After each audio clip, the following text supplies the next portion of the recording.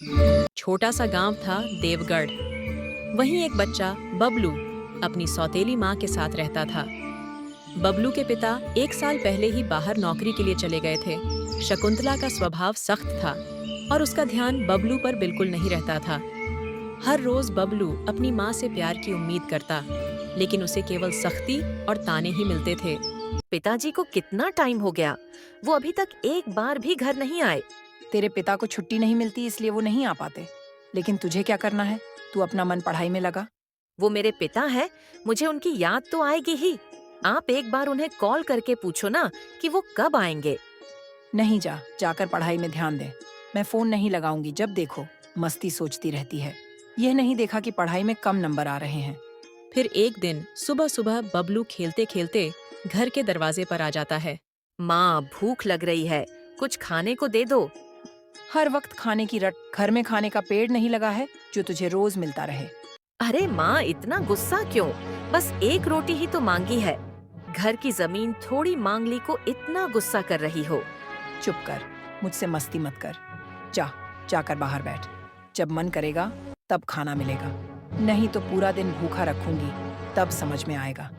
माँ, तुम मेरी असली माँ होती तो ऐसे नहीं करती। वो हमेशा मेरा ध्यान रखती थी। अगर ऐसा ये चलता रहा तो मैं एक दिन ये घर छोड़कर पिताजी के पास चला जाऊंगा। इस लड़के को क्या हो गया है? हमेशा प्यार की बातें करता है। मुझे क्या, मैं तो बस अपना काम कर रही हूँ। बबलू अपनी माँ को याद करने लगता है, लेकिन वो कर भी क्या सकता था। बबलू को खाना नहीं मिलता तो वह अपना दिमाग लगाता है। वह पड़ोस के चाचा जी के घर जाता है और वहाँ खाने का जुगाड़ करता है। चाचा जी उसके प्यारे से व्यवहार से बहुत खुश होते हैं। अरे बबलू, तुझे खाना क्यों नहीं मिल रहा घर पर? माँ कहती है कि मैं बहुत खाता हूँ और घर का सारा खाना खत्म कर देता हूँ, इसलिए वो मुझे दिन में सिर्फ 2 टाइम ही खाना देती है। अरे, ये तो बहुत गलत बात है। चल, आ मेरे साथ, मैं तेरी माँ से बात करता हूँ। चाचा जी बबलू के साथ घर पहुँचते हैं। शकुंतला बहू, ये क्या तरीका है? बबलू छोटा सा बच्चा है, उसे खाना क्यों नहीं देती?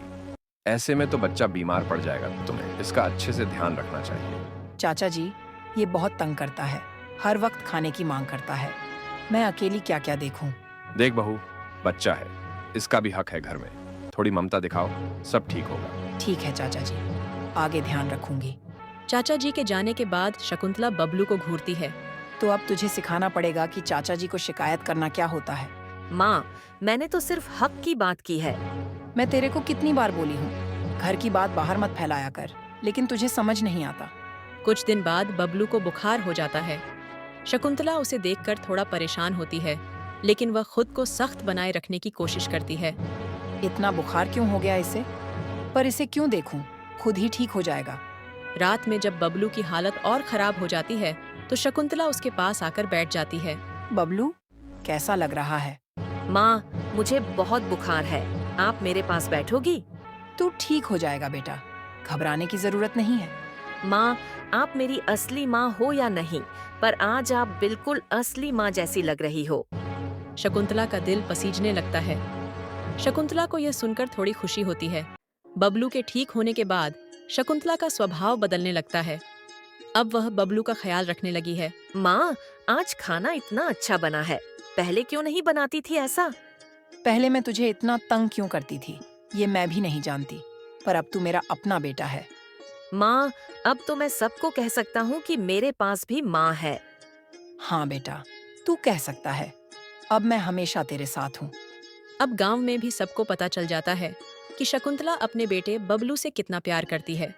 देखा, बबलू ने तो अपनी सौतेली माँ को असली माँ बना लिया। हाँ, अब तो शकुंतला बहू हर जगह बबलू की तारीफ करती है। चलो बढ़िया है, जो भी हुआ अच्छा हुआ। बबलू को प्यार करने वाली माँ तो मिल गई। लोग उसके बदले स्वभाव की तारीफ करते हैं और इस तरह बबलू और उसकी सौतेली माँ का रिश्ता प्यार और अपनापन से भर जाता है।